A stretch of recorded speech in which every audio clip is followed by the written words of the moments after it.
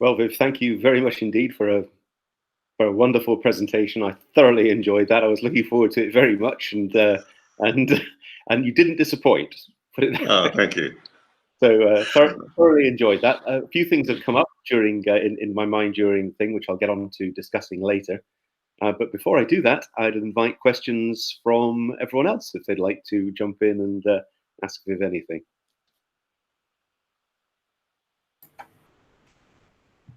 I have two. I'll start with one. I found it so fascinating that you break it up into harmonics of the not only the first oscillation, but also the higher harmonics, you call it. Yeah. But why do you choose just 1, 3, 9, 27? Why not all the odd? Well, that was mentioned there that it just so happens that 1/3 harmonics, I forget which slide it was, but 1/3 harmonics show that when there is a change, if there's a dip in the main sine wave, then a sine wave with 1/3 of that property dips at the same time. And so if you, it's like Fourier transforms, you can... Yes, but you will also have a solution with 1/5. 1/7. No, the 1/3 is the simplest way of doing it. I mean, we all know that you can have any combination of frequencies you like and Fourier transform any shape into any other shape. It just so happens that with the sine waves, a series of 1/3 harmonics is the quickest way to transform into to change one regular shape or regular sine wave into another regular, or not regular, but a modified sine wave. The quickest way to do that is with 1/3 harmonics. Can I jump in there and make a comment? Yes, thank you. Said Joachim. Look at a Sierpinski triangle. This thing is fractal, Joachim, and that's the 1, 1/3, 1/9, 1/27, etc. What you call Sierpinski? Sierpinski, I think. And the other reason, of course, which is always a good one, is that it matches observation. That's my favorite. Yeah. That makes me worried. I'm kind of the beauty in mathematics guy. If there is a solution in between, it exists also. Oh, you can do this. I've been describing the physical properties. I'm sure there are people, mathematicians, who would be able to give much better mathematical descriptions than I have. However, the simple fact is that the 1/3 harmonics is the simplest way of doing them, and they match observation, which I always think is a rather good basis for a theory, is something that matches observation. So Sierpinski triangle, I looked it up. It's a 2D. It's a 2D. That's right. It works in 3D too. If you take 3D pyramids, and then take out each successive pyramid, it works exactly the same way in 3D. Have a look. Yeah, tetrahedra. Tetrahedra, yeah. Yeah, thank you, Arnie. I just wanted to comment to Viv that using the special relativity corrections to derive the neutrino masses was beautiful. Well, hey, it's straightforward.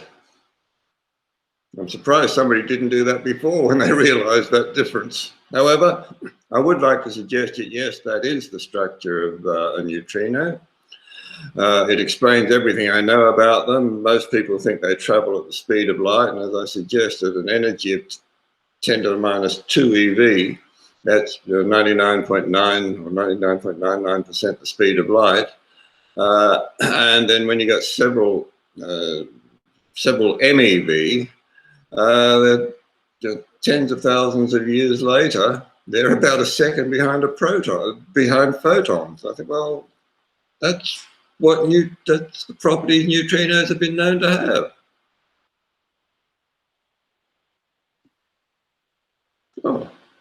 You said you had two questions, Joachim. Sorry, John?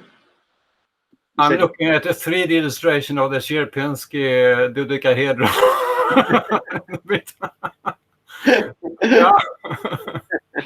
Well, I need to actually. I like your talk. It was not difficult to follow, but it's like I need to listen it 10 times, I think, to get everything.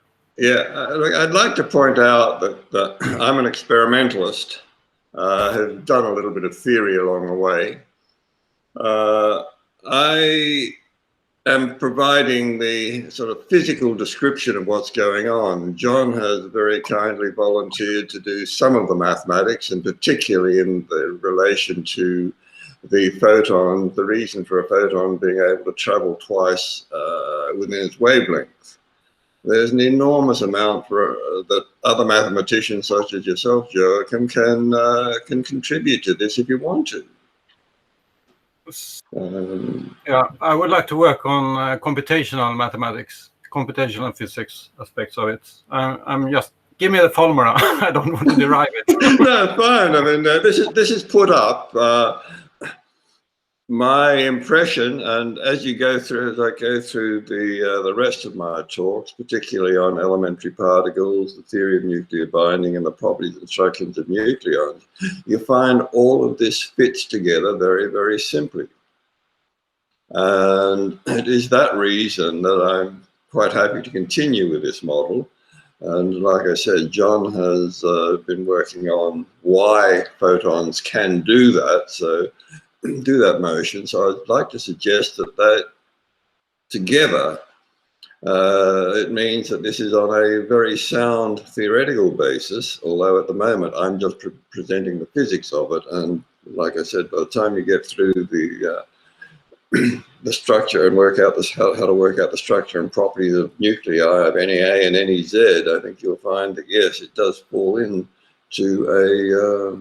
a very ordered pattern, a very simple pattern, and one that matches observation vastly better than anything else I've ever come across.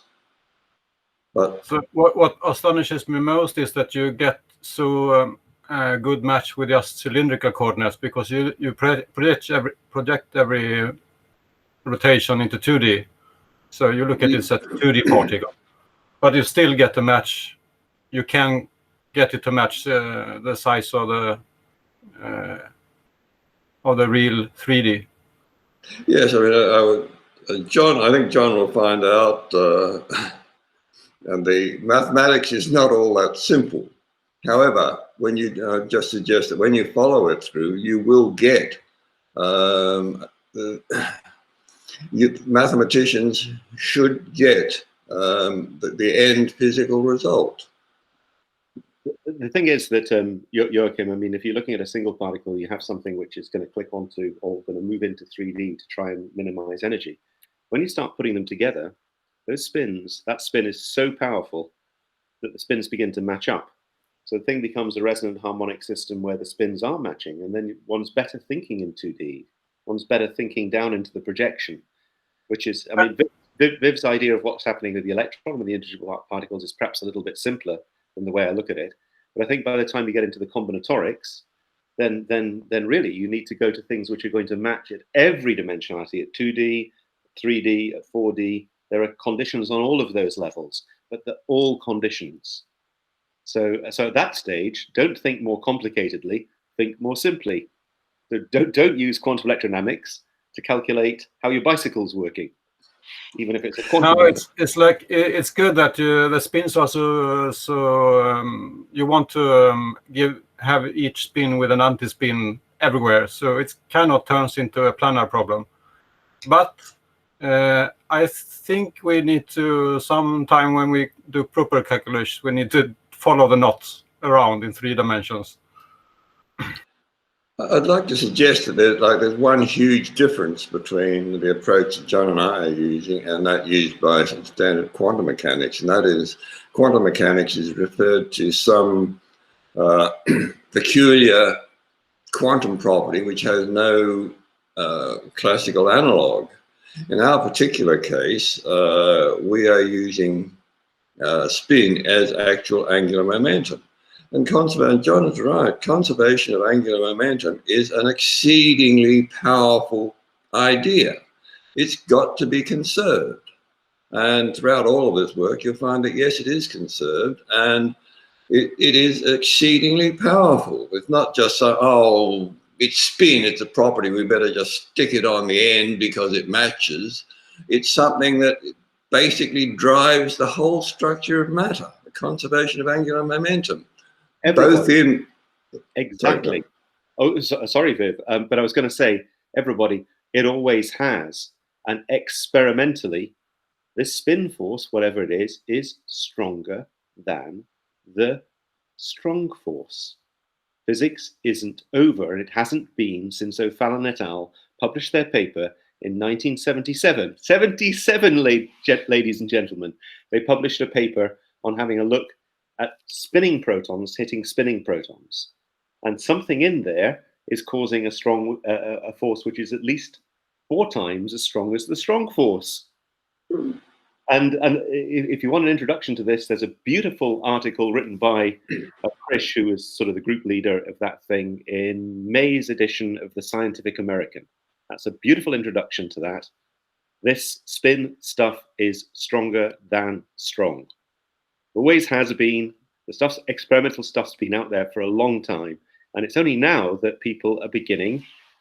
Viv and I have been saying this sort of thing for, well, how many decades, Viv? Decades, yes.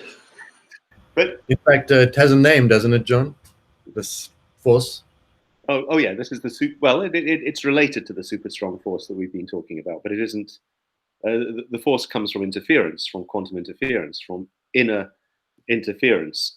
But that also, when you've got something spinning, if the spins align, everything matches up, and you get something which is trying to put 2 electrons into the same quantum state.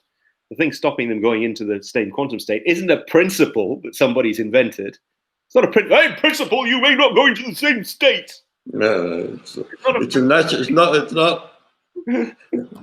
it's not something. It doesn't happen. It's like quantized orbits. They don't happen because Bohr said they have to be quantized. There's a very, very strong physical reason for them to be. It followed naturally from this model.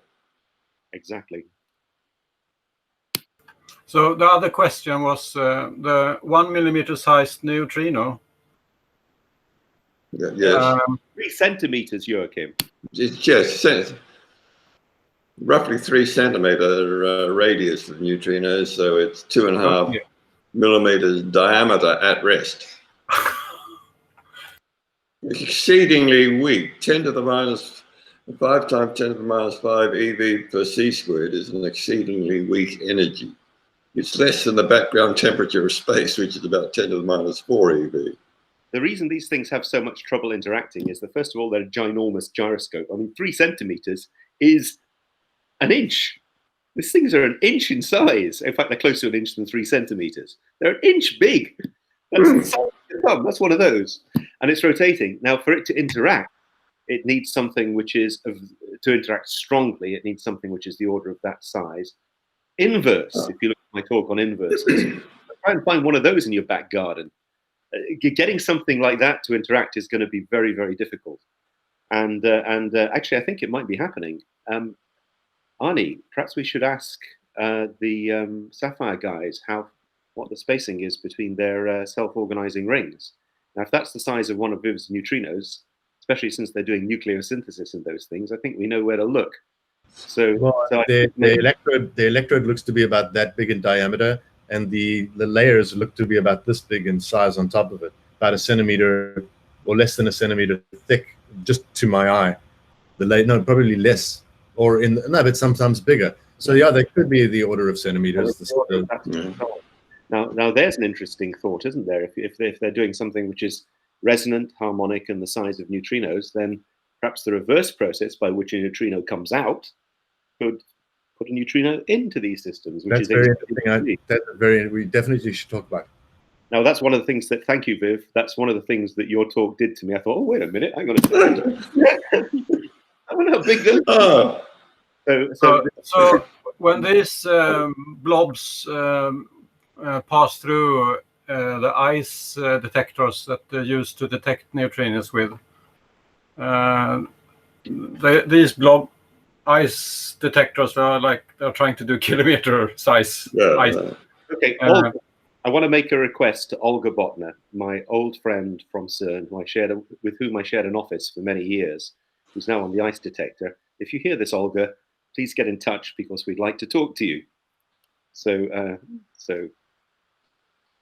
I'm thinking the reason you don't see all these are because you have to have the correlation has to cover such a big volume compared to the just I would word it slightly differently in so much as I mentioned that the neutrino is it's the universe's most powerful gyroscope, and it can't change its direction once. My idea, and John, you're all open to question, interpretation, so on, is that as it is spiraling its way through space, it is the actual point of the neutrino that has to have some sort of beginning, the point of that has to exactly hit the nucleus at a particular first of all, when you're talking about neutrino detection in blocks of ice, you're more relying on a what's that, greater than speed of light effect, something traveling. It's not a block of ice. It's so that the neutrinos in blocks of ice are detected because they give off the Cherenkov radiation. They give off Cherenkov radiation. The block of ice needs to slow down the speed of light, but it doesn't slow down the neutrino, and that's why blocks of ice are used for neutrino detectors, which is different from some of the other nuclei. I forget, I don't know, I think there's some potassium nucleus that can also detect neutrinos. They require, they're very difficult to detect because they require the point of the, at least in my interpretation, they require the point of the neutrino to hit the nucleus in exactly the right place at the right time. But the speed, the direction you can't change, but the speed you can change. Sorry? The direction of the neutrino you can't change because it's such a gyro. Yeah, but it's also a quantized spin, Joachim. So you're talking about a half H bar spin. You can't change the spin. Yeah, okay. But I'm thinking you can't even twist it by multiple collisions. It just sticks there. That's right. It's very, very strongly conserved, both because it's such a powerful gyroscope. But you can break it down by multiple collisions. I think if you really want, you can stop. They're so small that the chances of getting one collision are exceedingly small. The chances of getting multiple collisions are. You don't want to break its energy down. The cross section goes up very rapidly with energy. So if you try to start slowing, if you could start slowing it down, you'd make it less likely to detect it. Oh yes. Can you explain that? How is that something to do with the phenomenon in the detector? Is it which part of the ice is that interacting with it? The electron cloud in the hydrogen? Yes, I can explain it, but I'll explain it physically. And this is not an explanation you get from the textbooks or from anybody who works. I don't think. I mean, I could be wrong. But what's happening is what Viv said: as you increase the energy, you're decreasing the size. You decrease the size, you're increasing the probability of interaction because you don't have to cancel something which is 3 centimeters big. You have to calculate. cancel something which is 1 centimeter or 1/10 of a centimeter or a nanometer, and then you have much more chance of finding a match. Look at my talk on how quantum interactions work, quantum collapse, last week. Yeah, I'll redo that. And as the thing gets higher energy, it gets smaller, and you have more chance of an inverse, and hence much more cross-section. But that's explaining it within my theory. But it's kind of like when you make it smaller and you have small detector, you get much more interactions, many more circulations where you can trap it, correlate with it. Resonant and harmonic on the scale of 3 centimeters, if you've got one of these. So, and that's very difficult to do. You know what the mean free path is in some of our best materials, and gallium arsenide at 30 millikelvin. You're still talking about microns, not centimeters. So, the other way of looking at it, but also you don't need to match. They can happen anywhere, but you need the possibility of matching them. The other way of looking, if they are smaller, you can match for longer times if you just have your detection very small. Shorter time.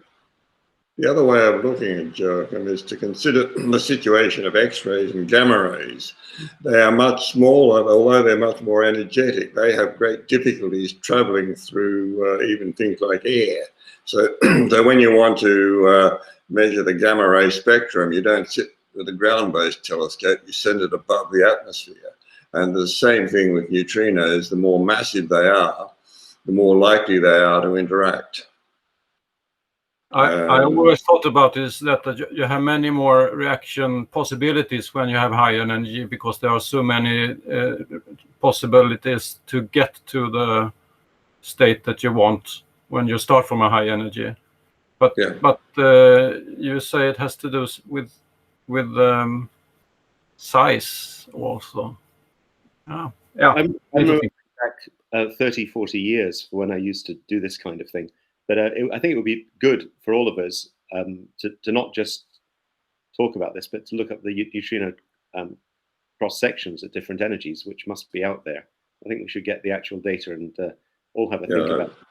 I've had a look at it. I'm trying to keep each of my talk down to around about an hour or so, or a bit less. Yes, I've had a look at that, and yes, the chances of detecting neutrinos does increase with their mass, does increase with their energy.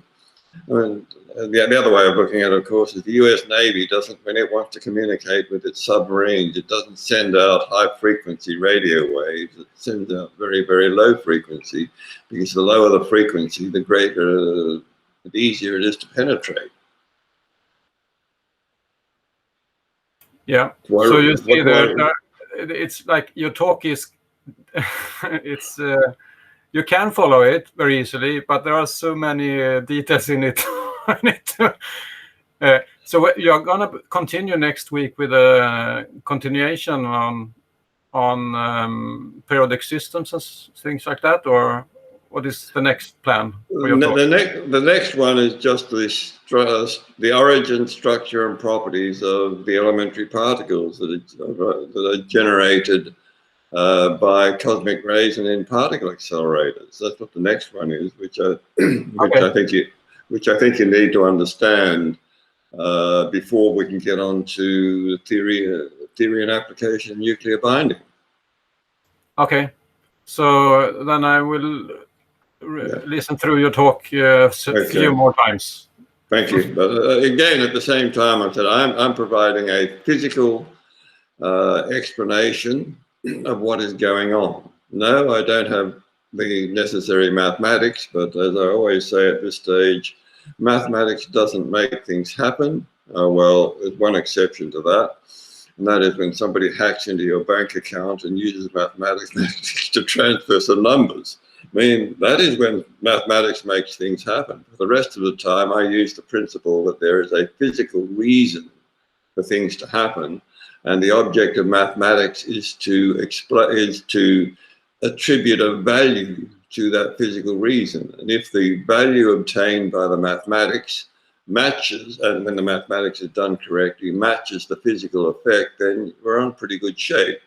at this stage, or on firm grounding at this stage, I'm using the principle that this particular model can continue all the way through from smaller structure of subatomic particles to the large-scale structure of the universe. And it's I hope that when you get to see how easy it is to work out the structure and properties of any nucleus of any A and any Z, that you'll feel that, yes, there's an enormous amount of experimental observation that supports this. And Joe, mathematicians like you, John's already working on it, but you should give this a go to see if you can't make a contribution as well. Well, I would love to, but I have a full-time job. I can't. I can help, but I can't derive anything. Right. John, you're muted. You need to be a bit careful about this, because I consider it an insult if you're considering me a mere mathematician. So. No, you're not a mathematician, John. You're like me. You're an experimentalist who's found that it's been necessary to go into theoretical aspects because the theory that we're given just doesn't match up to the observations you've made. No, I like both maths and physics. I like maths for helping me think about my physics. But there are one or two things that I want to comment on. One of them is that you're looking at something which is a little bit like the Han-Nambu model of quarks, where you're looking at, when you look at these things, you're putting the proton together as being +1, +1, -1. Now that's like the Han-Nambu model of quarks to make a connection with some high energy physics ways of thinking about things. Also, when you're looking into the proton, if you're looking at scattering into the proton, and as you change the energy at which you scatter, the form momentum transfer, so that's effectively bringing down the wavelength of the scattering photon. What's been happening over the decades is that one has been seeing more and more soft stuff in the proton. When one was looking at the whole proton with relatively big photons, big in size, small in energy, one tended to see sort of like 3 hard objects-ish inside the thing, hence the idea of the parton model. In fact, you saw about 1/6 of the momentum in the quarks, roughly, at pretty low energies. But as you wound the energy up, you kept on seeing softer and softer stuff. Now, it would be interesting to have a look in detail at that stuff and see if the softness that you're seeing fits in with that sequence of 1/3, 1/9, 1/27, and so forth. If there's any structure. Absolutely. I'm thinking, Vivian, if you could make one slide where you summarize all the experiments that you want to have done. And that would be one. Oh, and there's something else. I'd like to give credit to Don Stevens, who put me onto the Sierpinski triangle in the not too far distant past, and onto that thing. It did strike me at the time that it was similar to the way that Viv was structuring these things, which I already knew about. So, Don, when you're listening to this, thank you for that. Don Brudel as well. Don Brudel. I'm so sorry, I've forgotten his. I'm sorry. I apologise for that to Don. But yeah, Don Brudel. Yes, good. Who's in one of the other groups that we're talking to at the moment. I find both Viv's model and about the proton very compelling, and also what John has described about the proton very compelling, because it seems to also, you're trying to match up with observation and experiment as well. I would be fascinated to see the two of you. I know you've obviously spoken about this in the past, and I know there's obviously differences in the way that you approach the modeling of the proton. But both of the ideas are compelling. And there's got to be some, there's got to be something somewhere, maybe somewhere in the middle, or there's got to be some, what I mean? There's so many elements that overlap that seem to be compatible, even though you seem to be approaching it in different ways. So I would love to see where that confluence eventually ends. So would I, and the more time I spend with Viv, the better I like it. So we've got a lot. But you see, Viv and I often say we disagree very strongly about one or two things. We just believe different things at certain places, but they really are one or two. When we get down to talking about a lot of the stuff in the middle, there's really quite a lot of overlap between what we're doing. And I think that what Viv said about this 1, 3, and so forth, it also has a lot of resonance with the way that I look at the way the proton splits out into things which match up in a continuous flow, where one has 3 of these things. But I think that it's perfectly possible there's an overarching remnant of something like we'll call it a proto-proton that looks more like an electron overall. So the thing has to match with the rest of the universe and fit in with electrons as well. And these are a series of conditions which are probably of a higher order than the mathematics of the new relativistic quantum mechanics, because they're sitting at the level of spins, angular momentum conservation, and the way those things fit together in terms of the way that the angular momenta need to fit together, and momentum and energy and the higher order constraints than the equations of motion of the quantum fluid, whatever they are, whether it's Dirac or my stuff or something different but related to both, which is what is probably going to be the case eventually. So I have an idea, John. You said that you might want to speed up the rate of presentations. And I think having Vivian and you have a topic of discussion and you two talk together and we just observe and give comments or so would be a very speedy way. We just try to follow, you know, but you can talk and just go ahead and accelerate your talks. Well, we have been having a meeting every Monday morning, and Viv and I have been contributors to that quite often. It's certainly no reason why we shouldn't sit down and. But I think that what I'd like to see first is not just Viv and myself, people like you and Garnet in there as well, and talk. But to that first, we need to get the basis of my mathematics, Martin and my mathematics, Viv's models, especially the nuclear physics things. I think before we even start to have that discussion in public, we better have a public who have understood, because otherwise we're just going to vanish off into the infinite every time we try and start talking. I think I shouldn't. You're right, John. That shouldn't be held until I give my next one, my next three subatomic, or elementary particles, the theory of nuclear binding, and how to determine the structure and properties of any nucleus of any A and any Z. I think when that's there, my theory is then open for all to know and even work with. And if you wanted to do a similar sort of thing, give the rest of your theory on the proton, and then I think at that stage it would be good. And you and I can have discussions anytime, John. Just don't wake me at 2 a.m. So, Viv, I have a question. But at least by the end of the summer, or at least in beginning of August, we will all be up to date with Vivian's model, and John has taken us forward also. And then we can be able to follow when you talk. Yeah, no problem. I'll try and schedule some time in the not too far distant future to give a talk on my model of elementary particles as well, which has quite a lot, as you probably expect, in common with the way Viv's thinking about things, but differs in some other ways as well. Or so I'll try and schedule that in. Unfortunately, we're getting, well, not unfortunately, wonderfully, we're getting quite a few people who want to queuing up to give talks. So we may need to. But I think that there's nothing wrong with that. I think this cadence that we have, we don't have the craziness of a conference where you sort of 40 talks going on, some of them at the same time. I love this. This is just makes it so much better. It's a continuous conference. Yes, I like the way it's going. We were discussing speeding it up and doing 5 talks a day, but you know, why stress ourselves? This is so much fun the way it is. Let's break something which is just a new, beautiful way of doing things.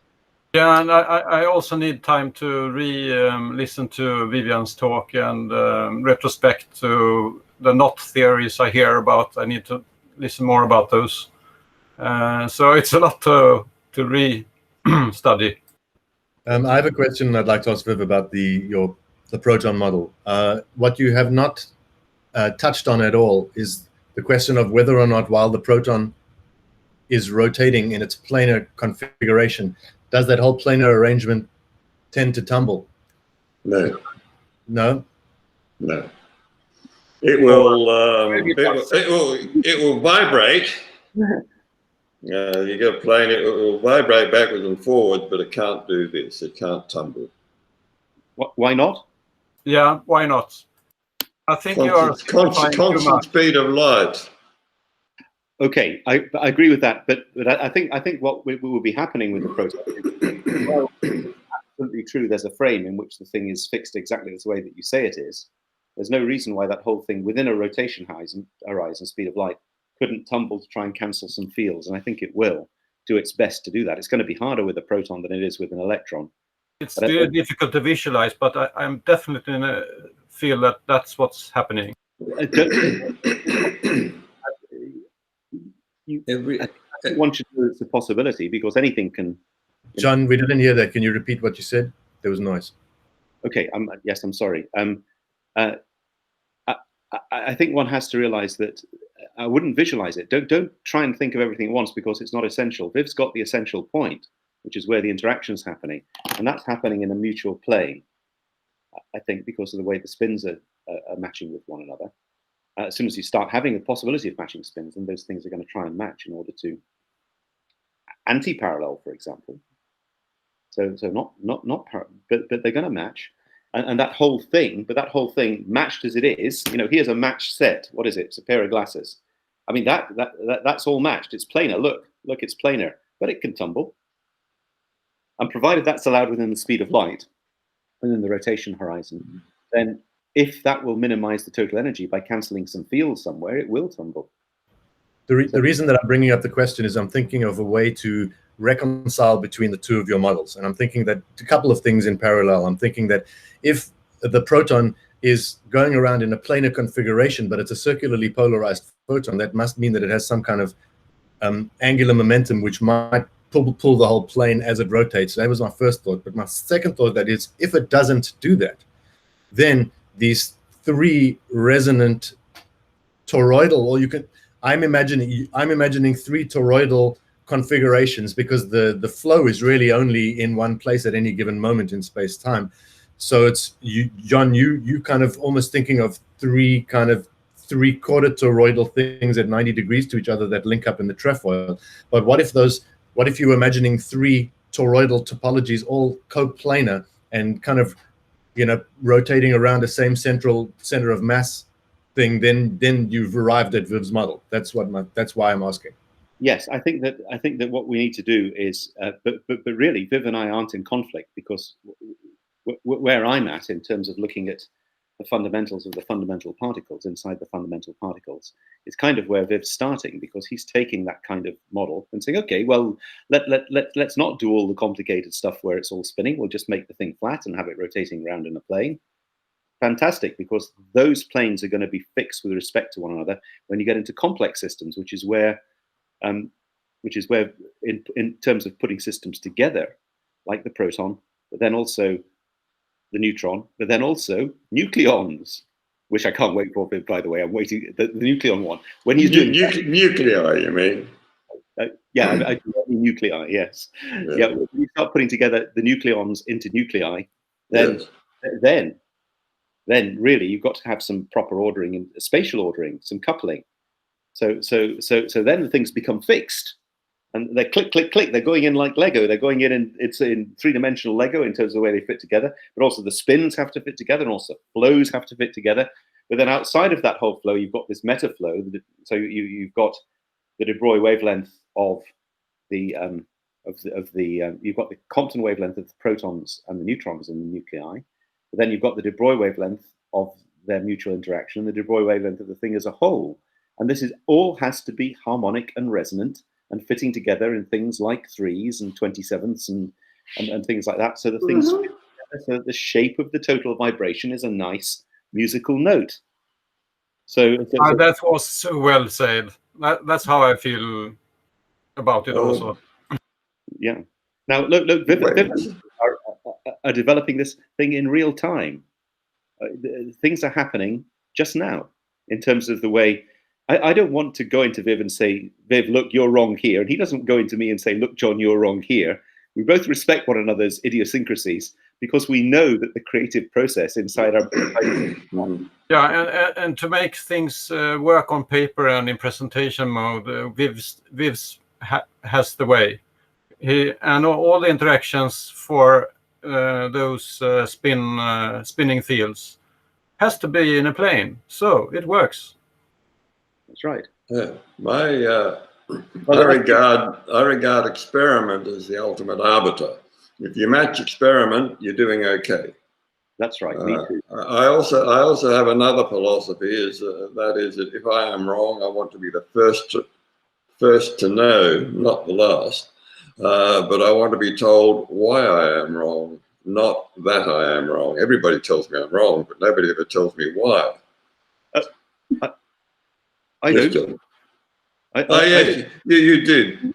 Oh, I do, but not all the time, right? I accepted when you do have better knowledge than me in a lot of topics, John. And right back at you, Viv, you too, in different areas. So it's a pleasure with you. I see Vivian is like the engineer in this team. He's building from the bare basics, foundations, everything you actually need to build everything on top of it. And John is fighting with understanding the bottom of it.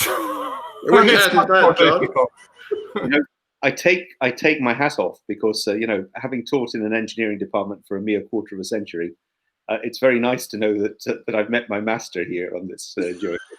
Oh, thank you.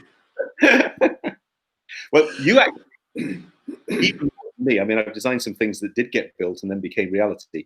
But you've done that and you've made money out of it. So. Oh yeah.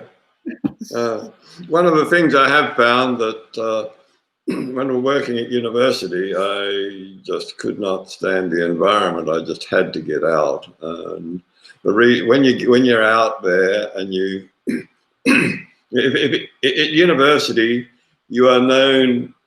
Your reputation comes from the best thing you ever did. In industry, you're only as good as the last thing you did. You stuff up badly on one thing, that's the end of your career. In university, you still keep your job, even if you've stuffed up badly. If you make a big enough noise about it, you get promoted anyway. It's an unreal world. In Vivian, it's okay to skip over the middle steps when you're in engineering, as long as you reach there.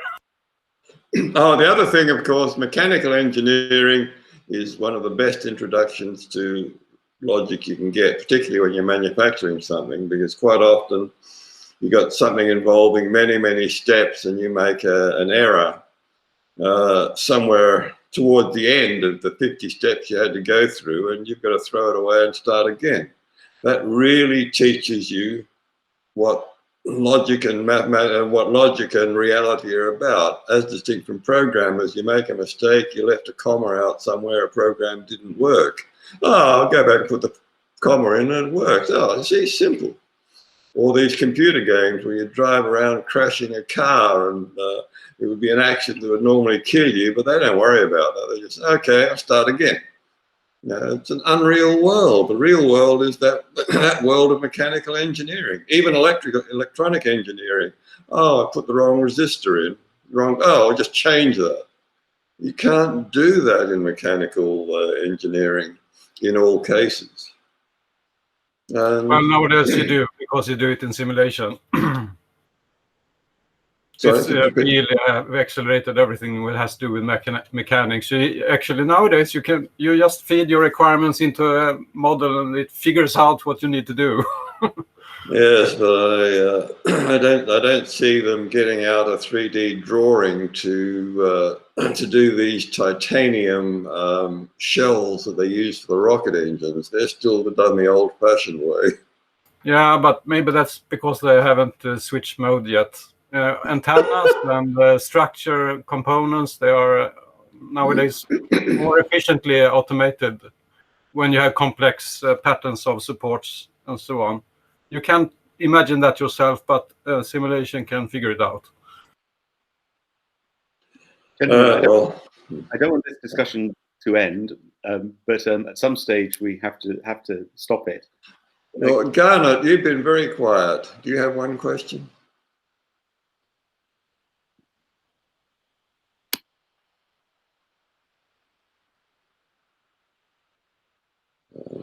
You're still muted, Garnet. It's at the bottom in the middle of the page to unmute.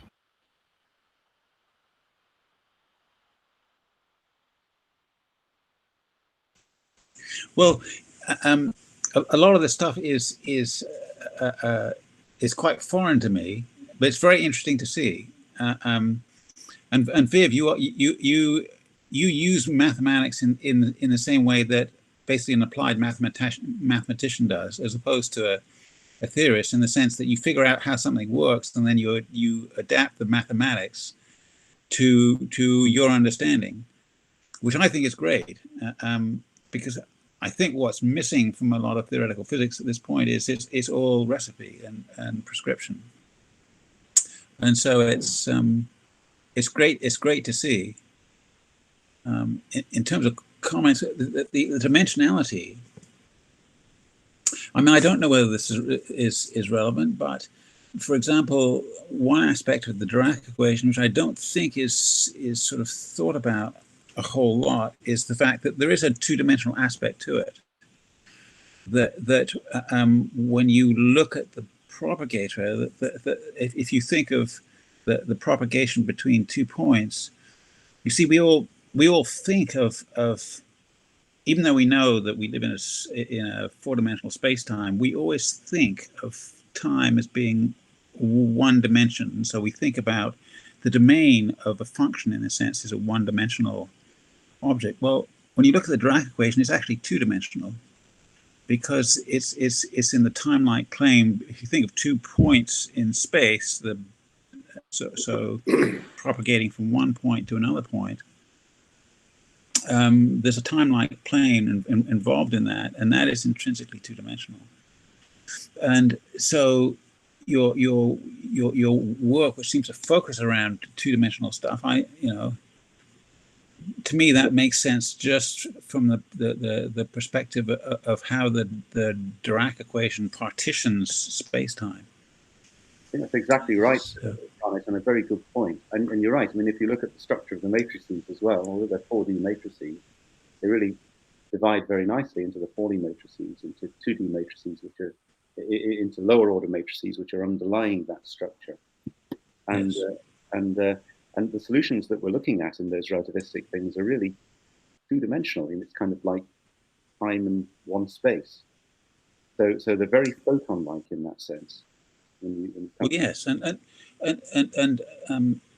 I mean, the thing that one of the things that's intriguing me in this sort of Peter's picture and Lou's picture, there is this sort of uniting element of the four, and that actually comes right back to the idea of anti-commutativity, and to the fact that when you look at space-time, there is this planar aspect to it, and you can't really think of time as being strictly one-dimensional, because you can't get those features, the four states, strictly from that. And as soon as you double the states from 2 to 4, you get the whole idea that simple statement in postulates, the equivalential frames, that distributes signal throughout space-time. So once that happens, that gives you a complete transition from the classical thinking of, there really is a world line, and you can just think about the positions of particles moving in space-time, and that gives you a one-dimensional smooth curve. That immediately has to change, simply because you've got a signal associated with that. The signal brings in the uncertainty principle, and the extra, what turns out to be an extra bit of memory, gives you all these planar patterns. So, although I don't know enough high energy physics to really see the depth of the stuff that you're looking at, it feels right for some reason. But I'm going to have to study it carefully to see. I feel the same. It's I need to re-study it. It's simple in its form, but difficult in its detail. About what Garnet just said as a high energy physicist, where's my high energy physics hat? High-energy physics hat. It's a high-energy physics hat. You didn't put a foot wrong, Garnet. Despite not knowing much about it, I think you're spot on. So there you go. Wow. Enough said with that hat on. I like the hat. Yes, that's one I haven't seen before, John. Well, I like best your quantum chromodynamics hat. That's the one I like best. There is no hat. It's the one where you covered. Is That's Joachim's light speed. not that. Yeah, that's the quantum chromodynamics hat. Everything is hidden behind and changes at yes. That's really good. That's not. Well, thanks very much for that comment, Garnet. No, you're welcome. This stuff is great. I have to say, it's. I think the venue is super. I think in many ways it's better than the traditional conference where you. Well, one of the things is with a conference, you just get very excited about one talk, and then another one happens, and if you have a limited memory, the second one eliminates the first one, right? And it's just too intense. Here, we'll be able to go back and have a look at the talks and pick them up at a better rate, I think.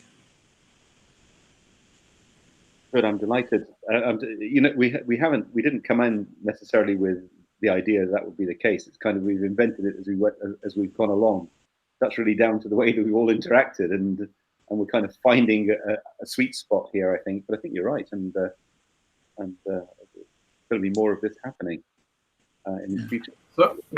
So I'm thinking about bringing in the experimental aspects. That we have theories now, and we want to have experiments done to verify that we are thinking in the right way. Okay, let me say something about that, Joachim. I know you're not finished, but I think that we've missed a big opportunity, and I had a comment here which I was going to make anyway, which is that we need spin polarized experiments at elementary particle-like energies. We went past it so fast as high-energy physicists. It was just a blink of the eye. The best and most interesting results came from things that were in intermediate energies, like the argon zero gradient synchrotron, which was right at the right kind of energy to start looking inside the proton, high enough energy that it was resolving it, but that it had the same order. They just don't happen. If they do happen, I'd like to hear about them. But people have not been looking at this nuclear physics kind of area, which is really where everything's happening that's actually useful. They've gone whizzing off to incredibly high energies where very little interesting is happening at all. You're getting enormous multiplicities, and it's very hard to see what's going on with more and more dozens and hundreds and even thousands of particles being generated. I think people have lost the ability to look at what's important here, and we just don't have the machine. John, Leo Kouwenhoven in Netherlands. Do you know him well? Very well, yes, at least used to. Yeah, he did a wonderful experiment with a wire, quantum wire, where you had a gold in one end, and it was attached to a superconductor along its end. And in each end of that quantum wire that touched the superconductor, he argued that you could see the effect of having a virtual state or virtual particle that was like a neutrino. Yeah, I'm familiar with the thing. It's not quite. It's not. Yes, it's like a neutrino, and we're talking about wild fermions here. And yeah, I know I know of the experiments. But send me a link in case I haven't seen that paper, because. I just saw a YouTube. Right. Okay. Yeah. It was when I prepared for the talk tomorrow, so I will talk about it tomorrow and see if I figure it out again. But anyway, when you do experiments in solid-state physics, you can do much more detailed experiments than you can do in high-energy physics with the same particles, just that they are bigger. Joachim, what's this talk tomorrow? Oh, tomorrow was about Sorry, I thought you were saying you would talk tomorrow. Are you No, talking? there's going to be a talk tomorrow, so I prepared myself for it. Yes, you're right. Yes, yes. That was about Neutrino, right? Wasn't it? Yeah, that's right. Yes, it's about that kind of filming. Exactly. Yeah. Yeah. Good. Okay. Good. So, Okay. and you have so much to build on because you have the network, Cohen, and we can maybe propose some experiments. Leo, when I first met him, was a student. I share a lot of papers with his name and my name on. We work very closely together. He's a very, very, very good man indeed. I think he followed on these experiments, a series of experiments which I and our group at Philip Stealth Collaboration initiated. Leo was the actual guy who did the first experiment on the quantum point contact. He was the chap who was actually doing the work at Delft, and very justly deserves all of his reputation. He's a lovely, excellent physicist. He's like Vivian in Nanolab. Yeah, that's right. Yeah, he's the real deal. So yeah, no, it'd be lovely to get back in touch with. So once again, Okay. Leo, get in touch. Be good to talk to you. Okay. All right. Thanks very much for listening, folks, and I hope you go along with the message that things are going to get more interesting in the next few talks. Thanks, Viv. That was wonderful.